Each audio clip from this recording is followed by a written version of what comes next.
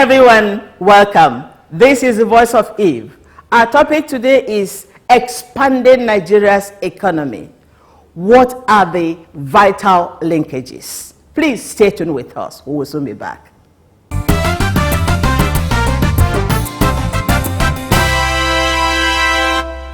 The great strides in the growth of Nigeria's economy, as the biggest economy in the continent of Africa today, can receive even a greater boost and momentum by mass response and by an all-hands-on-deck approach.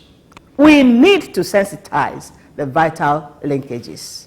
An all-inclusive approach should involve all Nigerians at home and in diaspora by great partnerships, alliances, creation of jobs for the teeming unemployed, integration of the common man, and so on and so forth. An able representative of the diasporan mind in this discourse is also fortunately here with us, and we can discuss with him. Please join us. I am Dr. Violet Arene.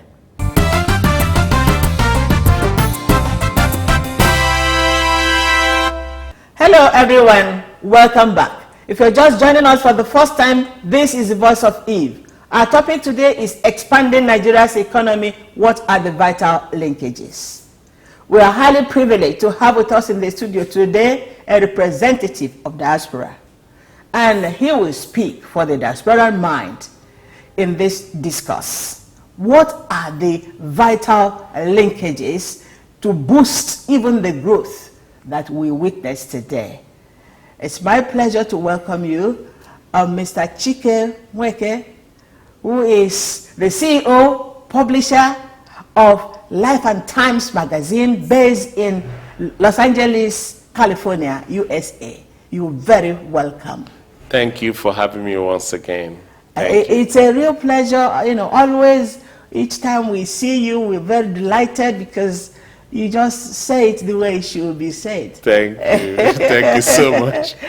So today you are wearing a great cap. We believe that what we will say today will represent for us in the Voice of Eve, diasporan mind in the discourse of expanding Nigeria's economy, even as great as we think it is. That's true. Yes. We are very much excited about the news. Yes. We can still do better. That's true. Well, obviously, you are delighted, as I am, at the great news of our giant strides in the growth of our economy.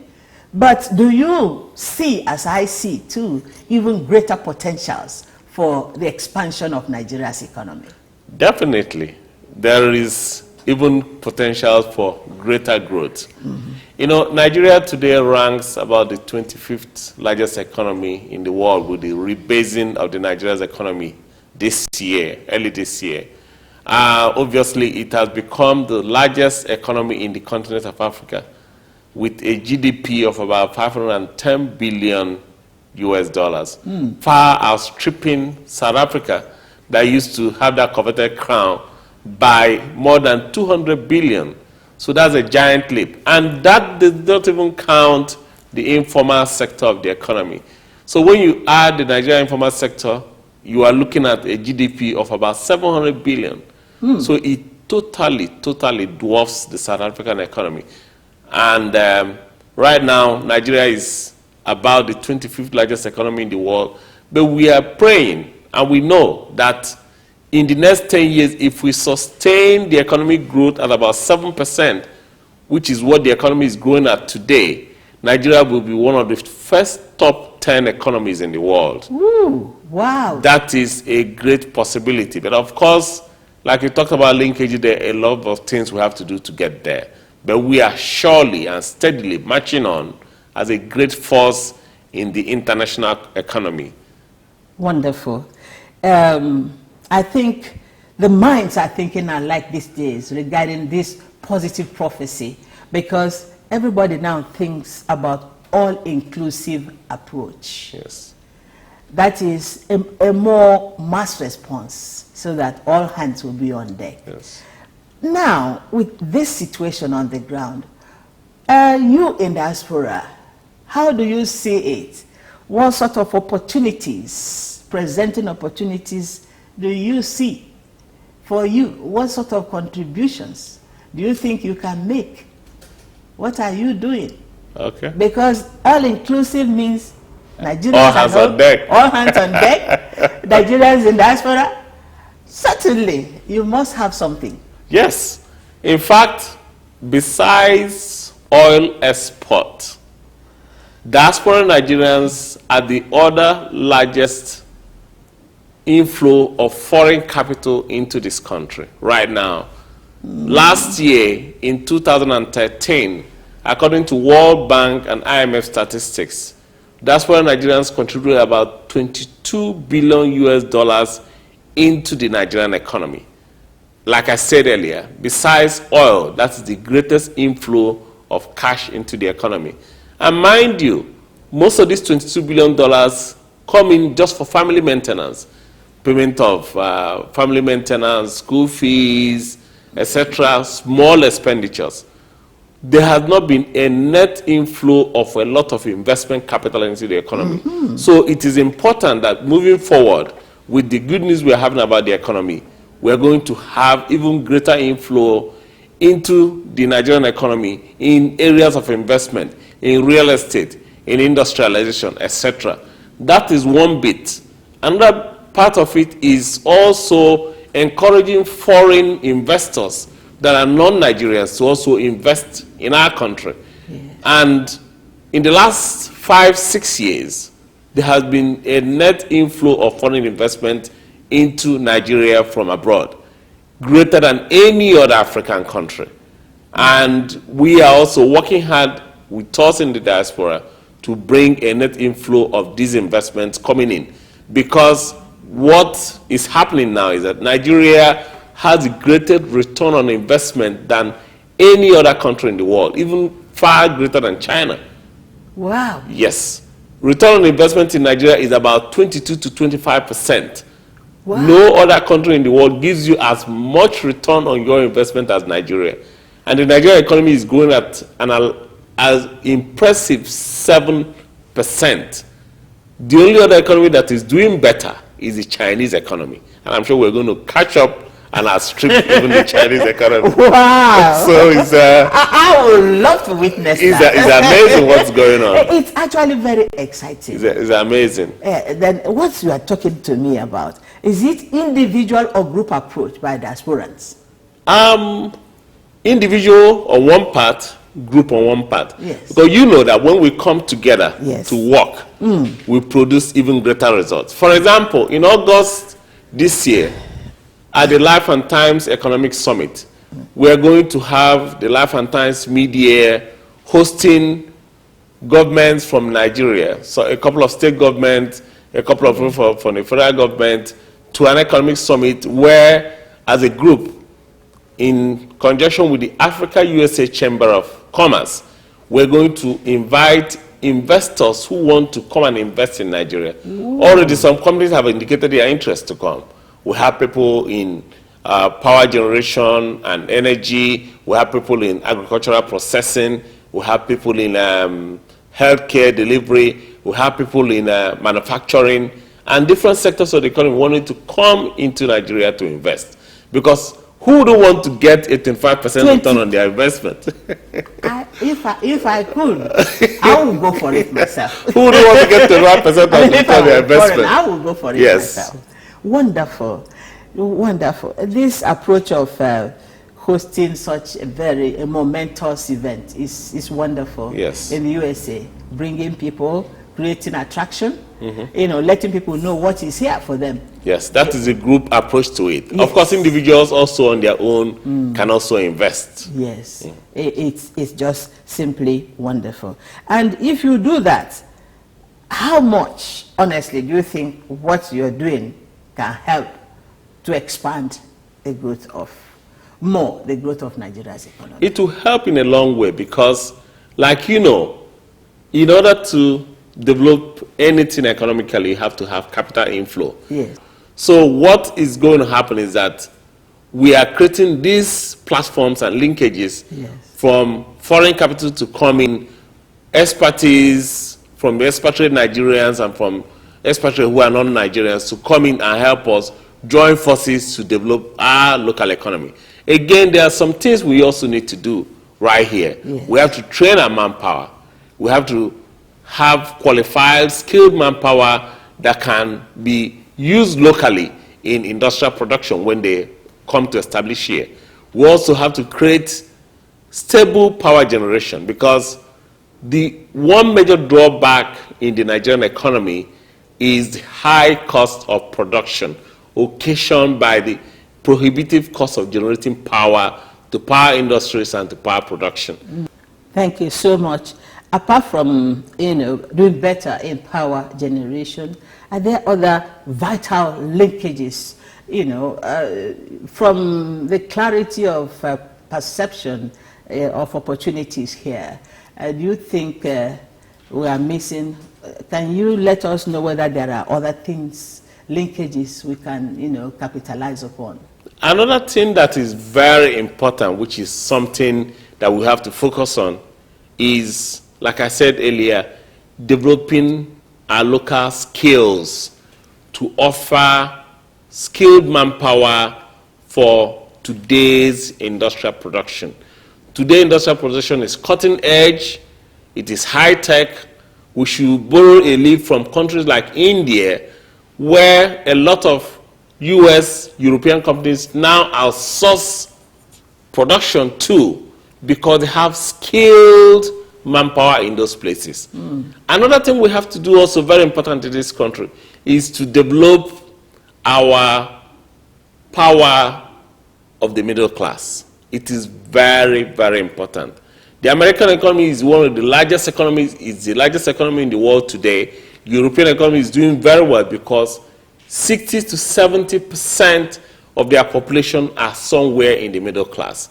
They have earning power, they have purchasing power, they can trigger even further growth in their economy. They have the power to buy finished products, they have the power to buy goods that are coming out from the factories, they have the power to purchase services that are being offered by companies.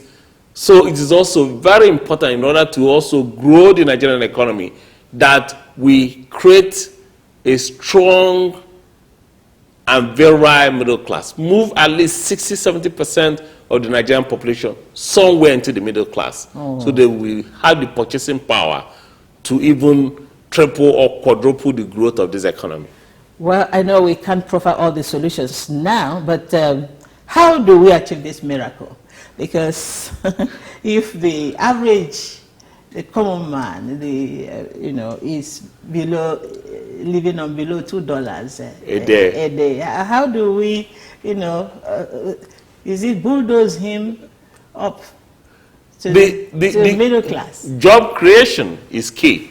Yes. It is important that we find programs that will create jobs massively, because it is somebody that has a gainful employment, that's gainfully employed at any good money, that belongs to the middle class. Yes. We have to find a way of creating jobs so that people can be gainfully employed, because a situation where about 60–70% of our youth coming out from the universities or the polytechnics don't find jobs is unacceptable. We have to find jobs for these youth that are coming out. Skills acquisition, retraining, to tailor them into industries that can employ them gainfully and give them a strong means of livelihood. Yes.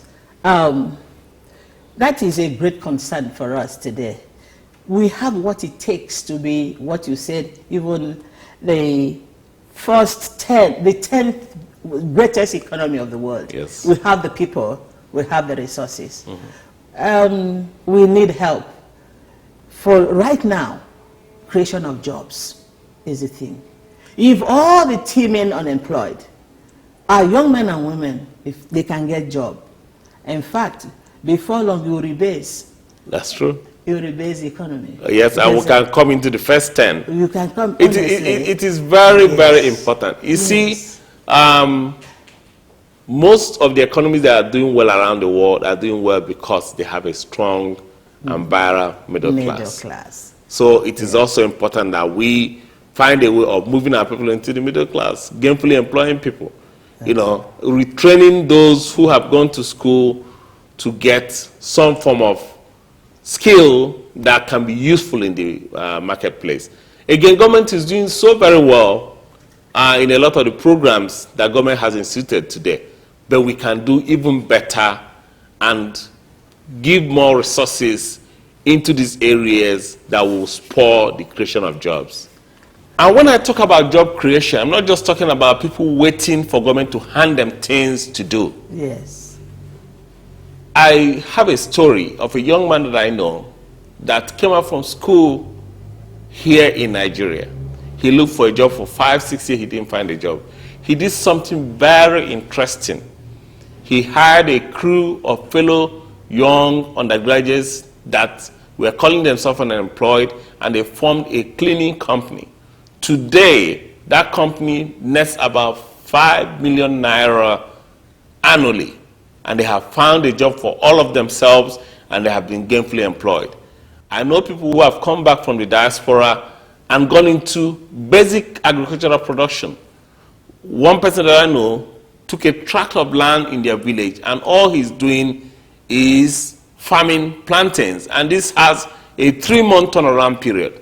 So I'm not talking about people sitting down waiting for government to hand them a job. Yeah. I'm talking about people going out of their way to innovatively create jobs for themselves. Sure. That's part of the job creation that I'm advocating. Wonderful. I think this is a place to rest it, because because of colonial experience, we tend to, lay back and expect somebody to employ us. We can employ ourselves, falling back on our talents. And the word is creative innovation. Creativity is what we need at the individual level to get ourselves up from poverty to this middle class. And with all the encouragement anybody can give us, we will be there. And with our middle class grown back instead of dwindling, we will be there. That's true. We will be there. So what we are saying, from this discourse is that we're doing well, but we have room to do more, and we can, and we should, and we will. Yes. Thank you. Thank you so much. Thank you.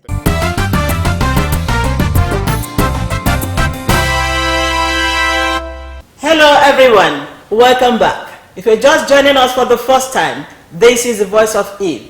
Our topic today is expanding Nigeria's economy, the vital linkages. The vital linkages include women. The all-inclusive approach to expanding the already blossoming Nigerian economy involves women. And here we are today, highly privileged to have with us 2 vibrant women who can represent the voice of women in the all-inclusive approach to expanding the blossoming Nigerian economy. I have here with me, very happily, Professor Ayo Ashenua, Professor of Law, University of Lagos. Thank you very much for inviting me. It's a pleasure to be here. Thank you so much for coming. And I have Mrs. Tochi Okwara, Barrister at Law. It's a pleasure having you once again here. Thank you very much. I'm very happy to be here. Thank you, ladies. If ladies don't put their voice in this matter, it will never be complete. And that's why we are here. Yeah, I agree. All-inclusive approach must include, first and foremost, what the women are saying. And you are not investors or anything, but is there anything women can do, Professor, in our own way, or what are we doing, or what can we do, or what should we do to be part of the all-inclusive approach to expanding the economy? Well, I think I just want to first of all ground the fact that women actually hold up the Nigerian economy as it is right now. Wonderful. I admit that there should be some strategic approaches that improve opportunities for women, but I think that we must not be in doubt of the fact that women are key actors. The Nigerian economy is largely informal, and much of it is undocumented in terms of, where you have the economy speak, the GDPs and all the lingo. But women are the ones who actually hold up that informal sector. And I believe that the reason we have not been able to appreciate it is because it's informal, it's undocumented. We do not identify the contributions in measurable terms in such a way that we can respond to enhancing their capacity in that sector. But I also want to speak about, the family economy. I am one of those who believe that women hold up the economy by holding up the family economy. Women provide services that are not monetized, that are not valued, and that is why so many families can still manage to subsist at the subsistence level that we are. Excellent contribution. And Mrs. Tochopara, is that what you say too? I agree wholeheartedly with what Professor has said, and I'll go further, that being the basis, because I agree with her. I'll go further to say interventions, recognizing the peculiar role the woman is playing already, and then go the step further to also help her scale up in her own language. Yes. Scale up, and so her impact is better felt, and then a cost can be put, well, you can't really put a cost. Yes. You really can't. It just, so it begins to figure future as an index. Yes. That's what I want to say. Wonderful. And so actually what is coming out is that Could I just add, yes. As she was speaking, I was just thinking that we need policies that are gender responsive. Yeah. You can't have, if I use the example of the formal work sector, Yes. the formal work sector, where you have policies that expect human beings, I'm not saying women, human beings to spend 12 hours at work. That is inhuman workplace practice. It is not good for anybody. It's not. But it now doubly disadvantages women, because for all our going out to work, we still bear the disproportionate burden of the traditional gender roles. Yes. Yes. This is the peculiar angle of the all-inclusiveness for women. Women. Yeah. Because the woman plays a key role in sustaining the economy. In fact, we are the center of it. Anything against women is against the economy. Yes. Thank you so much, ladies. At least you have represented the voice of women. Women are in the all-inclusiveness for growing, expanding the growing Nigerian economy, and we have a central, very sensitive role, which is worthy of attention from what the ladies have said this moment. Thank you. Thank you, ladies. Thank you very much. I know it will go a long way. Yeah. It will resonate somewhere. That actually women, and you know what your discussion has done now is to even women watching us to know that they are actually, this growing of economy is not something that is It's in the clouds. It's basic. It's basic. And what we are all in it, and happily so. Thank you all for your contributions. You're welcome. Thank you. And God bless for you. having us. Yes.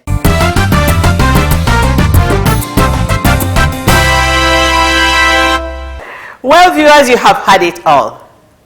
Nigeria's economy is doing fantastically very well. But there is room for us to do even better, and that should come by an all-inclusive approach. Interestingly also, you can see that even women are in the center of the all-inclusiveness. They dominate the informal sector, and there is so much we can do to free them up, to boost even further Nigeria's economy. Thank you for watching, and God will continue to help us.